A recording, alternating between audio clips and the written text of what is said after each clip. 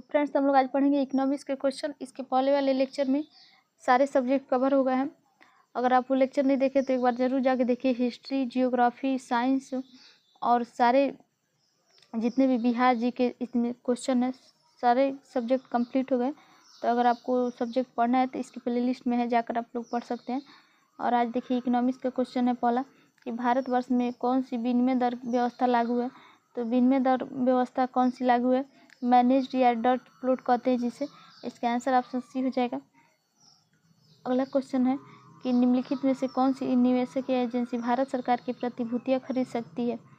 तो देखिएगा इसका ऑप्शन दिया है reserve bank of India, RBI, वित्त प्रतिष्ठान और व्यक्ति, ये तीनों हो जाएंगे। तो इसका आंसर 1, 2, 3 हो जाएगा। ऑप्शन बी में दिया है, इसका आंसर ऑप्शन बी हो जाएगा। अगला क्वेश्चन दिया है कि रिजर्व बैंक ऑफ इंडिया जो RBI है एक वित्त वर्ष में कितनी बार आर्थिक नीति की समीक्षा करता है। तो द्विमासिक, यानी कि एक मंथ में 2 बार। इसका आंसर ऑप्शन ए हो जाएगा। भारतीय रिजर्व बैंक जो होता है मौद्रिक नीति वैज्ञानिक आधार पर इसे आर्थिक नीति की समीक्षा करता है। इसके अनुसार किस देश की मुद्रा प्राधिकारी मुद्रा की आपूर्ति नियमन करता है, उसे मौद्रिक नीति कहते हैं। भारत में यह काम भारतीय रिजर्व बैंक करती है। अगला क्वेश्चन दिया है जो रिजर्व बैंक ऑफ इंडिया है इसे किसे मुद्रास्फीति सूचकांक का मुद्रास्फीति लक्ष्य के लिए एंकर के रूप में उपयोग करती है। तो CPI के रूप में। इसका आंसर CPI संयुक्त हो जाएगा। इसका आंसर ऑप्शन सी हो जाएगा। इसका एक्सप्लेनेशन है कि रिजर्व बैंक ऑफ इंडिया जो CPI है संयुक्त का मुद्रास्फीति लक्ष्य के लिए एक एंकर के रूप में उपयोग करती है और इसका जो खुदरा दृष्टिकोण से मूल्य परिवर्तन को मापता है। इसके 4 प्रकार हैं। पहला है औद्योगिक श्रमिकों के लिए CPI, कृषि मजदूर के लिए CPI और ग्रामीण मजदूर के लिए CPI और CPI ग्रामीण, शहरी और संयुक्त। अगला क्वेश्चन दिया है कि निम्नलिखित में से कौन सा समाधान भारतीय कृषि में सुधार प्रदान कर सकता है।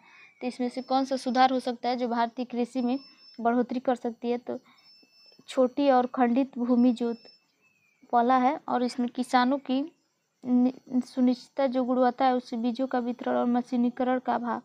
तो कृषि में सुधार करने के लिए इसका आंसर होगा किसानों को सुनिश्चित गुणवत्ता वाले बीजों का वितरण। ऑप्शन 2 सही हो जाएगा। तो देखिए किस ऑप्शन में दिया है, ऑप्शन सी में दिया है 2। तो इसका आंसर ऑप्शन सी हो जाएगा।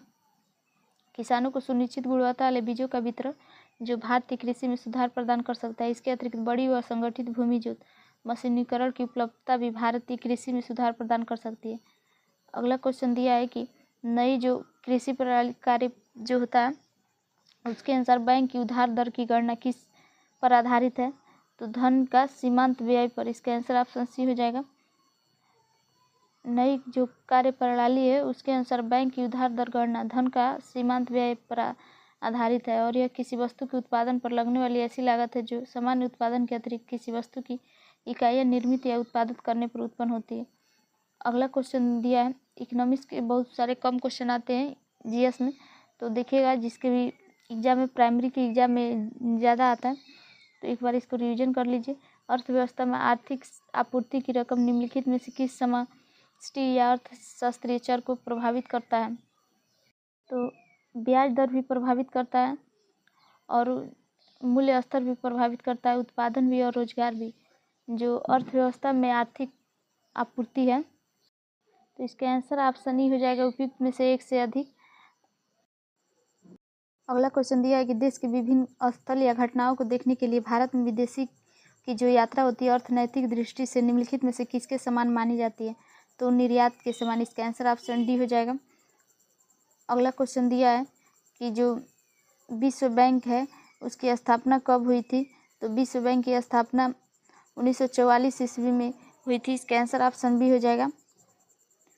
इसका एक्सप्लेनेशन दिया है कि विश्व बैंक एक अंतर्राष्ट्रीय वित्तीय संस्थान है और इसका मुख्यालय कहाँ है। तो वाशिंगटन DC में है, वाशिंगटन DC में, और 1944 ईस्वी में इसकी स्थापना हुई थी। यह विभिन्न परियोजनाओं को संचालित करने के लिए निम्न और मध्यम जो आय होता है उस देश को वित्तीय ऋण और अनुदान प्रदान करता है।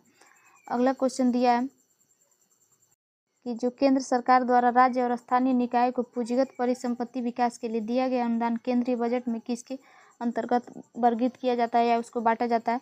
तो राजस्व व्यय के अनुसार। इसका आंसर ऑप्शन ए हो जाएगा। अगला क्वेश्चन दिया है कि जो राष्ट्रीय बचत प्रणाली है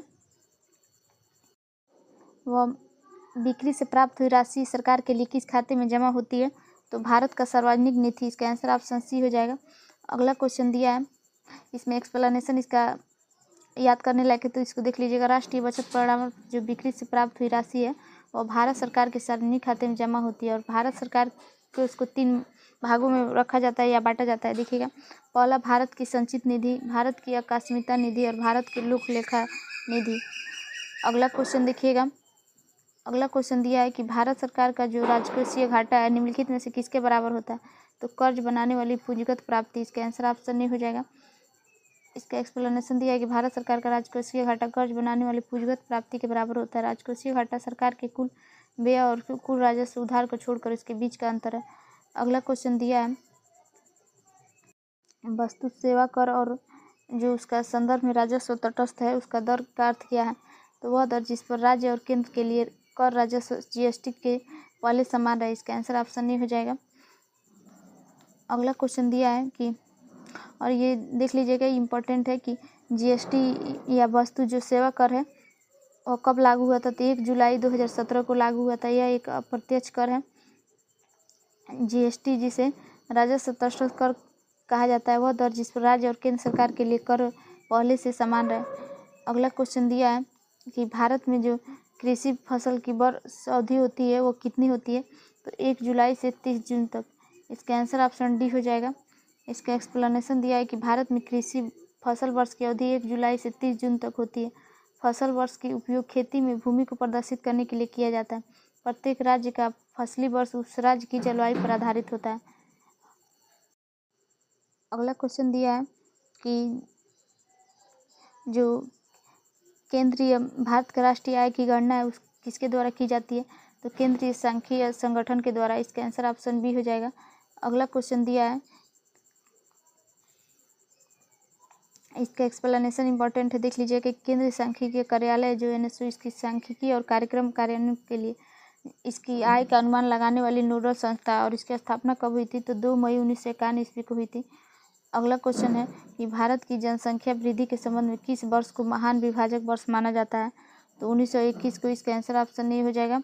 अगला क्वेश्चन दिया है कि निम्नलिखित में से कौन सा जो भारतीय नियोजन है उसका एक उद्देश्य नहीं है, तो जनसंख्या वृद्धि करना किसी भी संगठन या संस्था या नियोजन का उद्देश्य नहीं हो सकता, तो इसका आंसर ऑप्शन ए हो जाएगा। क्योंकि आत्मनिर्भरता, औद्योगिक वृद्धि, रोजगार सृजन हो सकता है लेकिन जनसंख्या वृद्धि नहीं हो सकता।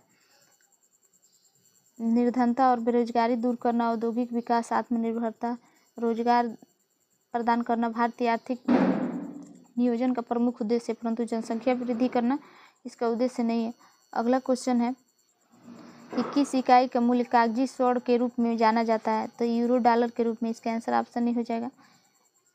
सोना या कागजी मुद्रा जो तय कीमतों पर सोनू में परिवर्तनीय होती है, इसका इस्तेमाल अंतर्राष्ट्रीय भुगतान करने में एक साधन के रूप में किया जाता है। अमेरिकन डॉलर को कागजी स्वर्ण मुद्रा के रूप में जाना जाता है। अगला क्वेश्चन दिया है, निम्नलिखित कथनों में से कौन सा कथन सही नहीं है। मानव विकास रिपोर्ट विश्व बैंक के द्वारा एक आधिकारिक रूप से किए जाने वाला वार्षिक प्रकाशन है, तो ये ऑप्शन सही नहीं है, इसलिए इसका आंसर ऑप्शन नहीं हो जाएगा। जन्म से जीवन प्रत्याशा वाई के द्वारा वाई काल को मापता है, तो ये सही है, इसका आंसर ऑप्शन नहीं हो जाएगा। ऑप्शन बी दिया है कि प्रौढ़ साक्षरता दर के द्वारा ज्ञान को मापा जाता है, तो ये भी सही है। जीवन स्तर की क्रय शक्ति के द्वारा समायोजित अमेरिकी डॉलर के रूप में प्रति व्यक्ति घरेलू उत्पाद है उसके द्वारा किया जाता है, तो ये भी सही है। इसमें पूछा था कौन सा ऑप्शन सही नहीं, तो ये गलत हो गया। अगला क्वेश्चन दिया है कि जो राजकोषीय घाटा है वो इसकी नई परिभाषा को सुझाव दिया गया चलैया समिति के द्वारा। इसका आंसर ऑप्शन नहीं हो जाएगा। राजकोषीय घाटा सरकार का कुल व्यय माइनस सरकार की कुल आय, इसका सुझाव चलैया समिति के द्वारा दिया गया था। अगला क्वेश्चन दिया है कि जो नरसिम्हा कमेटी है वैज्ञानिक तरलता अनुपात को किस सीमा तक घटा कर लाने का सुझाव दिया गया, तो 25% तक। इसका आंसर ऑप्शन डी हो जाएगा। 1991 में नरसिम्हा कमेटी की संस्थाएं प्रस्तुत की गई थी। इस समिति ने तरलता अनुपात में कमी करने की सिफारिश की, जिसमें कानूनी तरलता अनुपात को अगले 5 वर्षों में 38.5% से कम करके 28% कर देने की सिफारिश की थी। क्वेश्चन दिया है कि भारत सरकार ने 2002 से लेकर 3 तक भुगतान संतुलन के लिए चालू खाता धनात्मक रिकॉर्ड प्राप्त किया था। इसके लिए निम्नलिखित में से किसे संभव व्याख्या माना जाता है? तो सुदृढ़ सॉफ्टवेयर का निर्यात, ये भी सही है। रेमिटेंस का सुदृढ़, ये भी सही है। आयात की निरस्तीकरण, तो ये भी सही है। इसका आंसर ऑप्शन डी हो जाएगा। उपयुक्त में से एक से अधिक या इनमें से सभी। अगला क्वेश्चन दिया है कि जो भारतीय राष्ट्रीय आय है उसका मुख्य स्रोत क्या है? तो मुख्य स्रोत कृषि है। इसका आंसर ऑप्शन बी हो जाएगा। अगला क्वेश्चन दिया है कि भारत में कृषि उन्नति संतोषजनक रही है, तो कुल राष्ट्रीय उत्पाद में बढ़ोतरी के संबंध में। इसका आंसर ऑप्शन ए हो जाएगा।